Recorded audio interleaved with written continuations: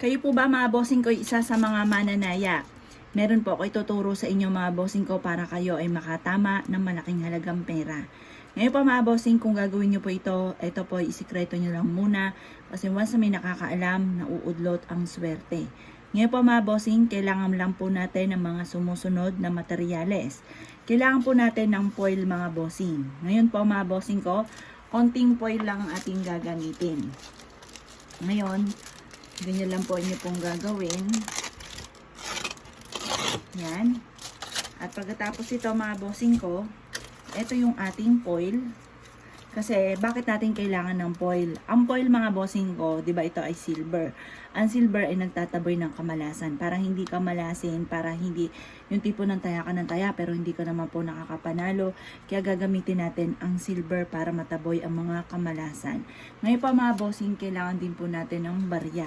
Ang gagamitin po natin, etong barya ng 20 pesos. Ngayon pa mga bossing, bakit natin kailangan ang 20 pesos? Kung mapapansin nyo, 'di ba ang 20 pesos, ang pinaka-lining nito ay rose gold. Ang rose gold mga bossing ko, kasi sa tatlo mga bossing ko, silver, gold, at saka rose gold, may mga meaning po yan. Ang gold mga bossing ko ay para sa kasaganahan. Sumisimbolo yun ng masaganang pamumuhay, kaya maswerte yung gold or kaya ay dilaw. Tapos yung silver mga bossing ko ay nagtataboy naman ito ng mga kamalasan, ng mga bad spirit, kaya maaaring maraming mga negatibo, kaya mas maganda magsuot ka rin ng tatlong kulay na ito mga bossing, rose gold, gold, at saka silver mga bossing. Kasi ang silver mga bossing ko, once na meron kang ganyan mga bossing ko, kung may mga kumapit ko ng kamalasan sa inyo, itataboy ng silver mga bossing. Tapos yung rose gold naman po mga bossing ko ay mabilis na solusyon sa mga problema pinagdadaanan. Mabilis na pagpapatupad sa mga wishes mga bossing. Ngayon pa mga bossing, dahil ito po ay bilog, ang barya ay nag-a-attract ng pera. Para mabilis gumulong ang magandang kapalaran, kailangan natin ng barya. Ngayon po, ang gagawin lamang po natin ay ganito lamang. Yan. Ngayon po mga bossing ko, ang gagawin po natin, magwi-wish ka ng mga bandang alas 7 ng umaga sa may silangan.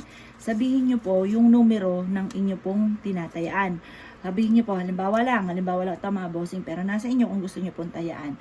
4, 3, 20, 10, 28, 19. Yun po yung ating numero. Alaga ko rin po yan. Baka hindi ko siya matayaan at kayo ang makataya, tas bigla kayong nanalo, ibig sabihin sa inyo po yan talaga. Ngayon pa mga bossing, ang gagawin lamang po natin, sabihin nyo sa numerong ito na aking tatayaan ay dito ako mananalo ng jackpot. Ganon ang mga pag-wish mga bossing.